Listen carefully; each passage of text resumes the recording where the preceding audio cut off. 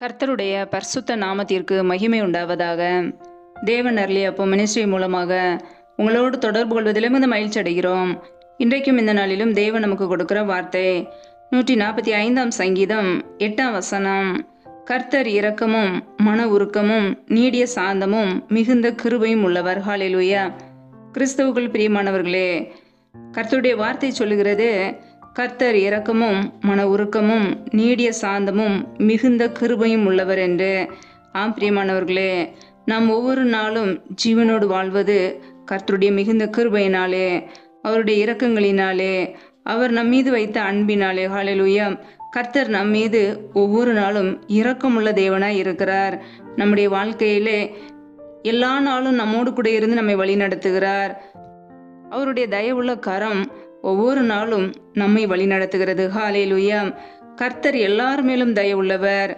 அவர் இரக்கங்கள் அவருடைய எல்லா கிரியைகளின் மேலும் இருக்கிறது என்று வசனம் சொல்கிறது. ஆம் பிரியமானவர்களே, அவர் எல்லார் மேலும் தயவுள்ளவர். அவர் எல்லாருக்கும் இறங்குகிறவர். அவருடைய பிள்ளைகள் அனைவருக்கும் அவர் இரக்கத்தை கொடுக்கிற தேவன். ஹல்லேலூயா. வேதத்தில் நாம் பார்க்கிறோம், எபேசியர் 2 அதிகாரம் 4 வசனத்திலே, தேவனோ இரக்கத்தில் ஐஸ்வர்யம் உள்ளவர் என்று வசனம் சொல்கிறது. ஆம் பிரியமானவர்களே, அவர் இரக்கத்தில் ஐஸ்வர்யம் உள்ளவர். நம்முடைய வாழ்க்கையிலே தேவனுடைய சமூகத்திலே ஒவ்வொரு நாளும் இரக்கத்தை பெற்றுக்கொள்ள வேண்டும். வேதத்திலே நாம் பார்க்கிறோம், அவருடைய இரக்கம் மகா பெரியது என்று வசனம் சொல்கிறது. யாத்திராகமம் 20 அதிகாரம் 6 வசனத்திலே, என்னிடத்தில் அன்பு கூர்ந்து என் கற்பனைகளை கை கொள்ளுகிறவர்களுக்கோ 1000 தலைமுறை மட்டும் இரக்கம் செய்கிறவராய் இருக்கிறேன் என்று வசனம் சொல்கிறது. பிரியமானவர்களே, நாம் இயேசு கிறிஸ்துவனிடத்தில் அன்பு கூர்ந்து அவருடைய கற்பனைகளுக்கு கீழ்ப்படிந்து வாழும்போது 1000 தலைமுறைக்கு அவர் இரக்கம் செய்கிறவராய் இருக்கிறார்.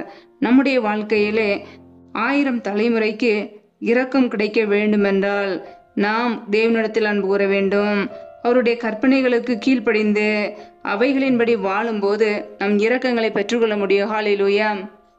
வேதத்தில் நாம் பார்க்கிறோம், நீதிமொழிகள் 28 அதிகாரம் 13 வசனத்திலே, தன் பாவங்களை மறைக்கிறவன் வாழ்வடைய மாட்டான், அவைகளை அறிக்கை செய்து விட்டுவிடுகிறவனோ இரக்கம் பெறுவான் என்று வசனம் சொல்கிறது. பிரியமானவர்களே, நாம் அவரிடத்தில் இரக்கங்களை பெற்றுக்கொள்ள நம்முடைய பாவங்களை, நம்முடைய தவறுகளை, குற்றங்களை ஒருபோதும் மறைக்காமல் தேவனிடத்தில் அறிக்கை செய்ய வேண்டும். தேவனிடத்தில் அறிக்கை செய்துவிட்டு அவைகளை விட்டுவிட வேண்டும். பாவங்களை விட்டு மனம் திரும்பும் போது கர்த்தர் அவருடைய இரக்கங்களை நமக்கு கொடுக்கிறார். நம்முடைய தேவன் இரக்கங்களின் பிதா. ஹல்லேலூயா. நம்முடைய வாழ்க்கையிலே ஒவ்வொரு நாளும் கர்த்தருக்கு முன்பாக நம்மை தாழ்த்தும் போது, நம்முடைய பாவங்களை, குற்றங்களை உணர்ந்து அவைகளை அறிக்கை செய்து விட்டுவிடும் போது தேவன் நமக்கு இரக்கங்களை கொடுக்கிறார். பிரியமானவர்களே, நம்முடைய தேவன் இரக்கத்தில் ஐஸ்வர்யம் உள்ளவர்.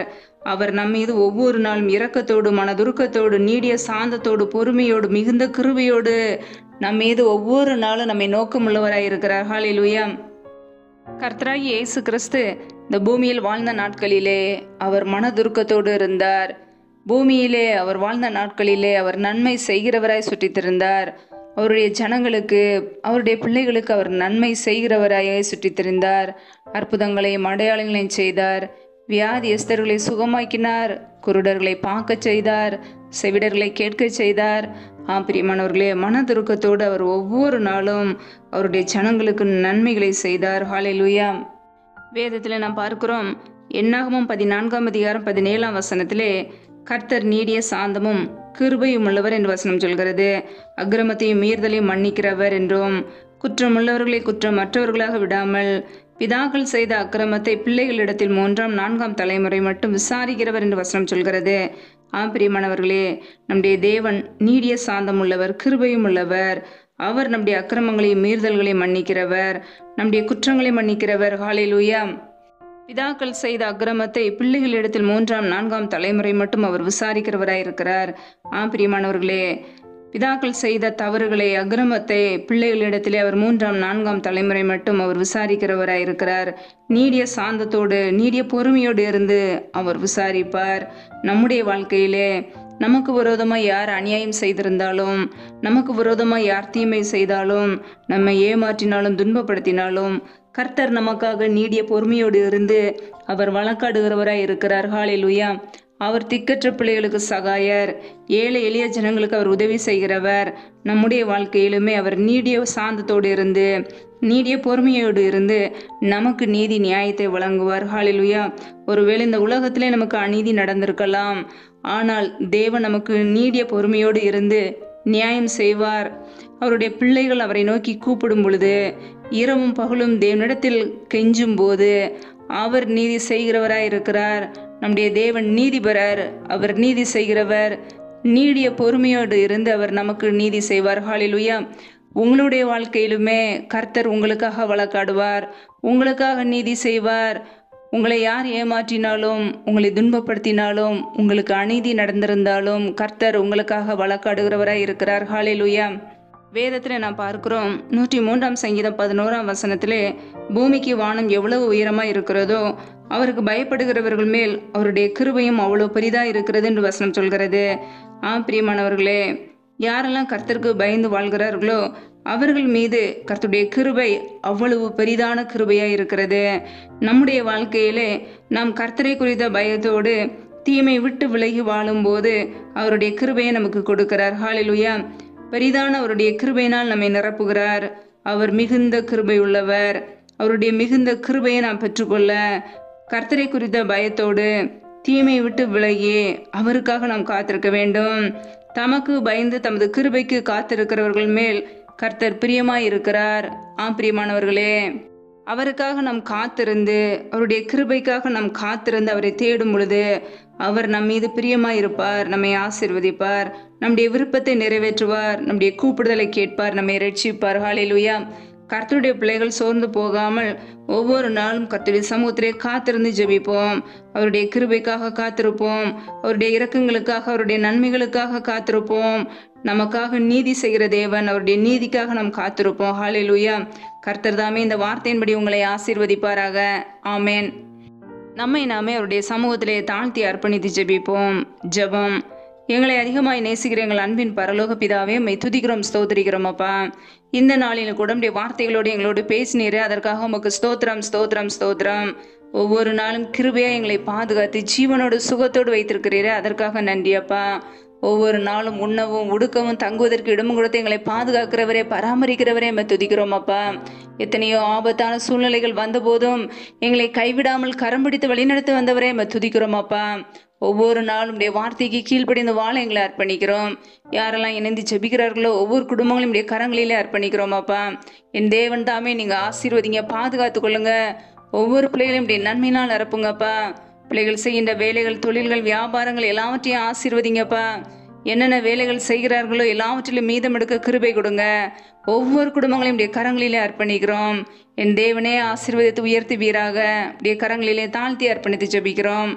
எந்தெந்த குடும்பங்களிலெல்லாம் திக்கற்ற பிள்ளைகளாய் தனிமையோடு வாழ்கிறார்களோ, கணவரால் கைவிடப்பட்ட ஒரு சூழ்நிலையிலே யாருமே இல்லை என்று சொல்லி கவலையோடு கண்ணீரோடு வாழ்கிறார்களோ, என் தேவன் அந்த குடும்பத்தை சந்திப்பீராக.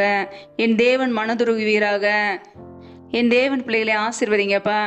திக்கற்ற பிள்ளைகளுக்கு நீரே சகாயர், உதவி செய்யுங்கப்பா. பொருளாதார தேவைகளை சந்திங்கப்பா, பண தேவைகளை சந்திங்க, சூழ்நிலைகளை சாதகமாக மாற்றி கொடுங்க. அப்படியே கரங்களிலே தாழ்த்தி அர்ப்பணித்து ஜெபிக்கிறோம்.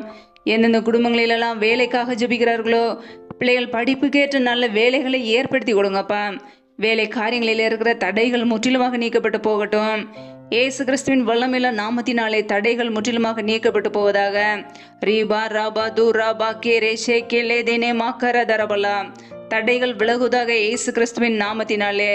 ரியாக்கபோர ஷேகேலே தேனே மரஹர தரபலா. தடைகள் விலகி பிள்ளைகள் ஆசீர்வதிக்கப்படட்டும். அப்படி நன்மையினால் நிரப்புங்கப்பா. எந்தெந்த குடும்பங்களிலெல்லாம் கர்ப்பத்தின் கனிக்காக பல மாதங்களாக கண்ணீரோடு பாரத்தோடு ஜெபிக்கிறார்களோ, என் தேவன் ஒவ்வொரு பிள்ளைகளையும் ஆசீர்வதிங்கப்பா. கர்ப்பத்தின் கனியில இருக்கிற தடைகளை நீக்கி ஆசீர்வதிங்கப்பா. ரியாக்கபோர ஷேகேலே தேனே மாக்கர தரபலா. தடைகள் விலகுவதாக இயேசுவின் நாமத்தினாலே. பிள்ளைகள் கர்த்தரால் வரும் சுதந்திரம், கர்ப்பத்தின் கனி அவரால் கிடைக்கும் பலன் என்று வேதத்திலே நாங்கள் வாசிக்கிறோம் அப்பா. என் தேவன் பிள்ளைகளை ஆசீர்வதிங்க. அண்ணாலே ஆசீர்வதித்த தேவன் பிள்ளைகளையும் ஆசீர்வதிங்கப்பா. பழுகி பெறுகிற கிருபைகளினால் நிரப்புங்க. அப்படியே நன்மையால் நிரப்புங்க. எந்தெந்த குடும்பங்களிலெல்லாம் கணவன் மனைவிக்கிடையே பிரிவினையோடு பிரச்சனையோடு கண்ணீரோடு வாழ்கிறார்களோ, என் தேவன் அந்த குடும்பத்தை சந்திப்பீராக. குடும்பத்தில் சமாதானத்தை கொடுங்கப்பா. குடும்பத்திலே கிரியை செய்கிற பொல்லாத சத்ருவின் கிரியைகள் எல்லாம் இயேசு கிறிஸ்துவின் நாமத்தினாலே வெளியேறட்டும். ரீகாபா ரூகாபா ரீகாபா ரஷன் தரதன ஹதரபலா.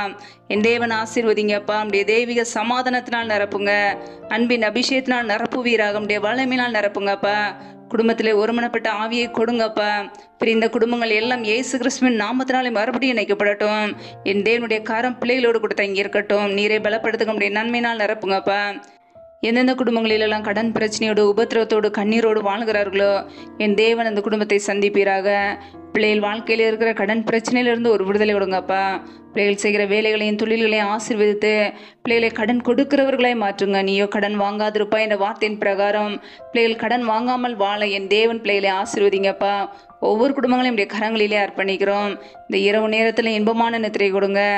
நல்ல சொப்பன தரிசனங்களை வெளிப்படுத்துங்கப்பா. வரப்போகிற காரியங்களை குறித்து திட்டமாய் பேசுங்க. அதிகாலையில் எழுந்து நம்முடைய சமூகத்திலே காத்திருக்க புது கிருபையை பெற்றுக்கொள்ள அர்ப்பணிக்கிறோம். சத்துரு கொண்டு வருகிற போராட்டங்கள், பிரச்சனைகள், தீமைகள், மரண பயங்கள், இருளின் அதிகாரங்கள், ஆபத்துகள், நாச மோசங்கள், விக்னங்கள், தீமைகள் எல்லாவற்றிற்கும் விலக்கி எங்களை பாதுகாத்து கொள்ளுங்க. இப்படியே ரத்த கோட்டைக்குள்ள அர்ப்பணிக்கிறோம். இப்படியே கிருபைக்குள்ள அர்ப்பணிக்கிறோம். இப்படியே மகிமைக்குள்ள அர்ப்பணிக்கிறோம். நீரே எங்களுக்கு அடைக்கலம், நீரே எங்களுக்கு கோட்டை. நாங்கள் நம்பி இருக்கிறவர் நீர் ஒருவர் மாத்திரமே. இப்படியே சமூகத்திலே எங்களை தாழ்த்தி வெறுமையாக்கி ஜெபிக்கிறோம். எல்லா துதி கன மகிமை எல்லாமும் ஒருவருக்கே செலுத்துகிறோம். இயேசு கிறிஸ்துவின் மூலம் ஜெபிக்கிறோம் எங்கள் ஜீவனுள்ள நல்ல பிதாவே. ஆமேன். கர்த்தர் தாமே உங்களையும் உங்கள் குடும்பங்களையும் ஆசீர்வதிப்பாராக. ஆமேன். Thanks for watching. Please subscribe our channel. Click the like and share. Click the bell. God bless you.